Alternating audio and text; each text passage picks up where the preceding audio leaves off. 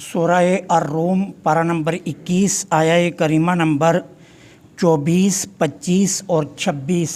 نحمدہ ونصلی ونسلم علی رسولہ الکریم، اما بعد فاعوذ باللہ من الشیطان الرجیم، بسم اللہ الرحمن الرحیم۔ ومن آیاتہ یریکم البرق خوفا وطمعا وَيُنَزِّلُ مِنَ السَّمَاءِ مَاءً فَيُحْيِي بِهِ الْأَرْضَ بَعْدَ مَوْتِهَا إِنَّ فِي ذَلِكَ لَآيَاتٍ لِقَوْمٍ يَعْقِلُونَ وَمِنْ آيَاتِهِ أَن تَقُومَ السَّمَاءُ وَالْأَرْضُ بِأَمْرِهِ ثُمَّ إِذَا دَعَاكُمْ دَعْوَةً مِّنَ الْأَرْضِ اذا انتم تخرجون وله من في السماوات والارض كل له قانتون۔ صدق اللہ العظیم۔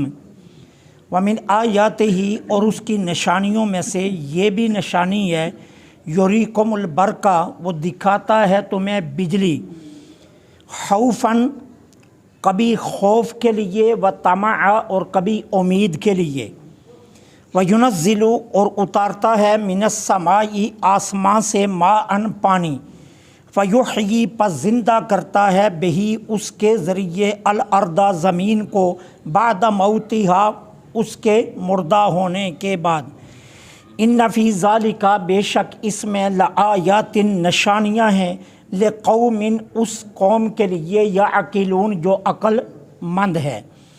ومن آیاتہ اور اس کی نشانیوں میں سے یہ بھی نشانی ہے، ان تقوم السماء والارض کہ اس نے قائم رکھا ہوا ہے آسماں اور زمین کو، بے امرہ اپنے حکم سے، ثم پھر، اذا جب، دعاکم دعوتاً وہ تمہیں بلائے گا، بلانا، من الارض زمین سے، اذا اس وقت، فوراً، تم تخرجون نکل آؤ گے، وَلَهُ اسی کے لیے ہے، جو کچھ آسمانوں میں ہے اور زمین میں، ہر ایک اسی کے تابع ہے۔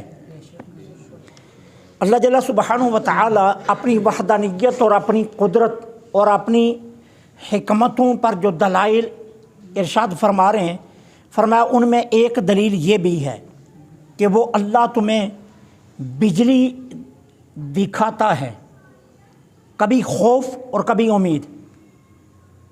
بجلی چمکتی ہے آسمان پر تو تمہیں آس لگتی ہے کہ بارش برسے گی، اب تم منتظر ہو جاتے ہو، لیکن دوسری طرف اسی کی کڑک سے تم گھبراتے بھی ہو۔ ایک ہی چیز میں اس کا کمال دیکھو کہ خوف بھی رکھا ہے اور امید بھی رکھی ہے۔ ایک چیز میں دو چیزیں اکٹھی رکھ دی ہیں کہ چمکتی ہے تو تمہیں آس لگتی ہے کہ آسمان سے بارش برسے گی، لیکن دوسری طرف اسی کی کڑک سے تم ڈرتے بھی ہو اور بھاگتے بھی ہو، تو یہ بھی اس کی نشانیوں میں سے ایک نشانی ہے۔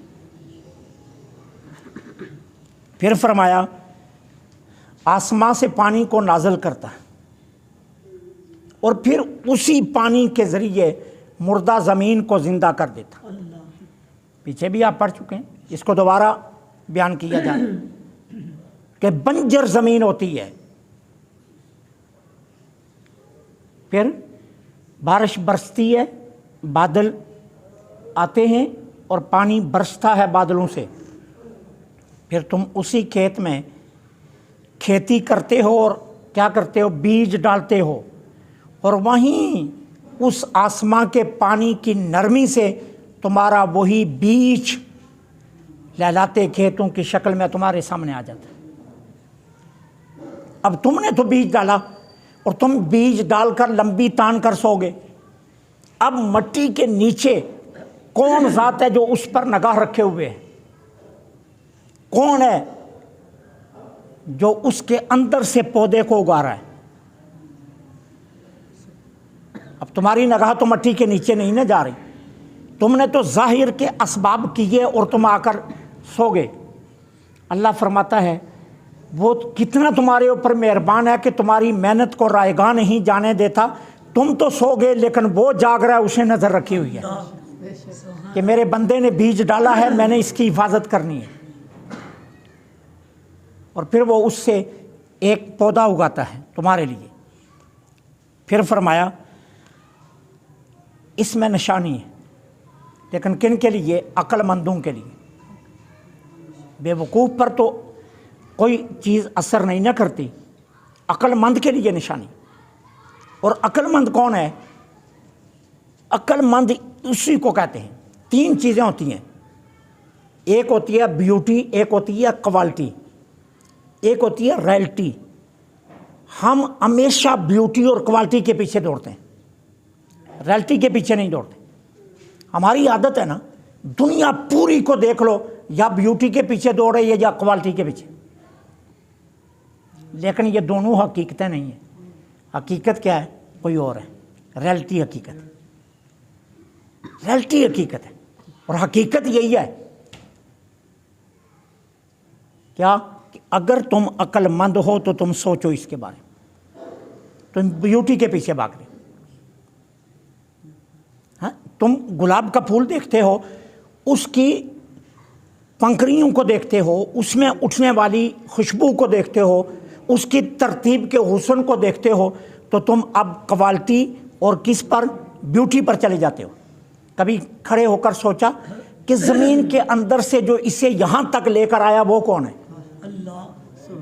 یہ ریئلٹی ہے۔ کہا اس پر دھیان دو، اور یہ کون دیتا ہے؟ جو عقل مند ہے، دوسرا نہیں دیتا۔ پھر فرمایا اس کی نشانیوں میں سے ایک نشانی یہ بھی ہے، اس نے آسمان اور زمین کو قائم رکھا ہوا ہے۔ میں نے کل بھی عرض کیا تھا، آج تک زمین کی کوئی چول ڈھیلی پڑی ہے؟ آسمان میں کوئی شگاف آیا؟ نہیں آیا نا، اور صدیاں نہیں سینکڑوں سال بیتتے جا رہے ہیں، کوئی فرق نہیں پڑا ان کے قیام میں۔ اور نہ یہ ہے کہ زمین کو کسی نے کاندھے پر اٹھایا ہوا ہے، اور نہ آسمان کا یہ سائباں کسی تناب کا محتاج ہے کہ کوئی رسے ڈال کر اسے کھینچا گیا ہے۔ جس طرح ہم ایک سائباں کو باندھتے ہیں اس طرح نہیں ہے، یہ سب کچھ کیا ہے؟ فقط اس کے حکم سے، فقط اس کے حکم سے یہ سب کچھ کھڑا ہے۔ پھر تم اپنے آپ پر آ جاؤ، دوبارہ تم مرو گے، تمہیں منو مٹی کے نیچے دفنا کر آ جائیں گے، اور تمہیں اس مٹی میں سینکڑوں صدیاں گزر جائیں گی۔ 1400 سال تو ہمارے آقا کریم علیہ الصلوۃ والسلام، 1442 یہ 42واں جا رہا ہے، 1442 یہ ہمارے آقا کریم علیہ الصلوۃ والسلام کی ظاہری حیات طیبہ کا ہے۔ آدم علیہ السلام کب سے ہیں؟ کتنی صدیاں بیت گئی اس مٹی میں۔ اللہ کیا فرماتا ہے؟ کیا تمہیں نظر نہیں آ رہا؟ میں صرف آواز دوں گا، آ جاؤ، تم سبھی اپنی قبروں سے اٹھ کر اپنا دامن جھاڑتے ہوئے آ جاؤ گے۔ ایک لمحہ بھی دیر نہیں۔ اذا کا لفظ بولا، اذا کس کو کہتے ہیں؟ بغیر کسی تاخیر کے، ایک لمحہ ایک آن بھی تاخیر نہیں ہوگی۔ میں کہوں گا اٹھو اپنی قبروں سے آؤ میری طرف، تم سبھی اپنا دامن جھاڑتے ہوئے چل پڑو گے۔ ایک لمحے کی تاخیر نہیں ہوگی، ایک آن کی تاخیر نہیں ہوگی۔ کیا تمہیں یہ سارا کچھ سمجھ نہیں آ رہا کہ جس کا نظام یہ ہے اس کی اپنی شان کیا ہوگی، اس کی عظمت کیا ہوگی؟ یہ تمہیں سب کچھ نظر نہیں آ رہا؟ کہا سوچو اس پر کہ تم فوراً نکل آؤ گے۔ ہاں سنو، جو کچھ آسمانوں میں ہے اور زمین میں سبھی اسی کے لیے ہے، اس کے علاوہ کوئی اور مالک نہیں۔ خالق بھی وہی ہے اور مالک بھی وہی ہے۔ تم پتہ نہیں کن جگروں میں لگے ہوئے ہو کہ میں اس کا مالک، میں اس کا مالک، میں اس کا مالک۔ اور میرے آقا کریم فرماتے ہیں جب دو بندے زمین کے کسی ٹکڑے پر لڑتے ہیں نا تو زمین مسکرا رہی ہوتی ہے اور کہہ رہی ہوتی ہے بے وقوفو، نہ میں اس کی ملکیت میں ہوں نہ میں اس کی ملکیت میں ہوں، میں تو اپنے رب کی ملکیت میں ہوں اور تم نادان ہو، تم نادان ہو۔ ابراہیم بن آدم اپنے محل کے اندر اپنے تخت پر بیٹھے ہوئے تھے نا، بلخ کے بادشاہ تھے نا پہلے، शहजादे थे, दादा जो है ना वो भी बादशाह, परदादा भी बादशाह, बाप भी बादशाह, और आगे इब्राहिम की बारी आ गई। तो बलक के ये शहजादे थे, तख्त पर बैठे हुए। एक फ़कीर आया बाहर से, फटे पुराने कपड़े पहने हुए, अपना बोरिया बिस्तरा साथ उठाया हुआ, बादशाह के महल के अंदर दाखिल हुआ। बड़ा रोकने की कोशिश की, नहीं रोक सका, और इब्राहिम बिन अदम के तख्त के सामने बिस्तर लगा कर लेट गया। इब्राहिम बिन अदम कहने लगा, ओए बेवकूफ़, ये क्या कर रहा है? क्या कर रहा हूँ? आराम करने लगा हूँ। कहा ये आराम की जगह है, तुझे नज़र नहीं आ रहा? कहा क्या नज़र आए? कहा ये तो बादशाह का महल है। कहा अच्छा ये बादशाह का महल है? कहा नहीं ये बादशाह का महल नहीं, ये तो सराय है। फ़कीर ने कहा इब्राहिम ये तो सराय है। तो इब्राहिम बिन अदम ने कहा कैसे सराय है? कहा ये बता इस तख्त पर पहले कौन था? कहा मेरा परदादा। कहा फिर? कहा दादा। कहा फिर? कहा बाप। कहा अब? कहा मैं। तेरे बाद मेरा बेटा। तो कहा फिर सराय हुई ना जहाँ रोज़ मुसाफिर बदल रहे हैं। ये को क़याम गाह थोड़ी है, ये तो सराय है जहाँ रोज़ मुसाफिर बदल रहे हैं। अगर क़याम होता तो बदलते ना, ठीक है ना। और पहले भी मैंने अर्ज़ किया था कि किसी बादशाह ने अपने वज़ीर से कहा मुझे सच और झूठ अलग अलग करके दिखा दो। अगर तुम्हारे पास 3 दिन की मोहलत है, 3 दिन में सच और झूठ अलग ना कर सके, मैं तुम्हारी गर्दन उड़ा दूंगा।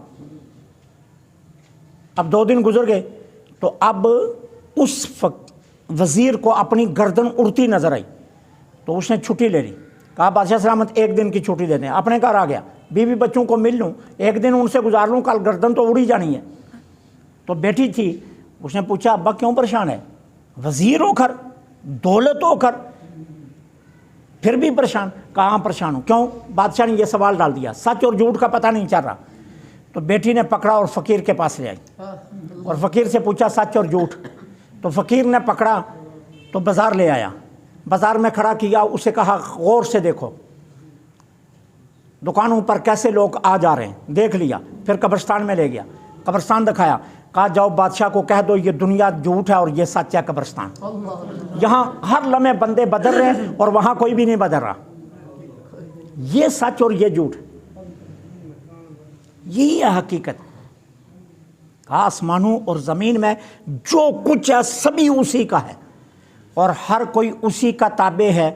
उसके अलावा कौन किसी का? ये वक्ती ताबेदारियाँ हैं। सच्ची ताबेदारी का हक सिर्फ मेरे अल्लाह को है, कि जो हर कोई मेरे अल्लाह का ताबेदार, क्योंकि मलकियत उसकी है, मालिक वो है, खालिक वो है। तो जो हकीकी है सभी उसके हम मोहताज हैं, वो किसी का मोहताज नहीं है। अल्लाह से दुआ है अल्लाह हक़ कहने की तौफ़ीक़ अता फ़रमाए। वमा अलैना इल्लल बलाग।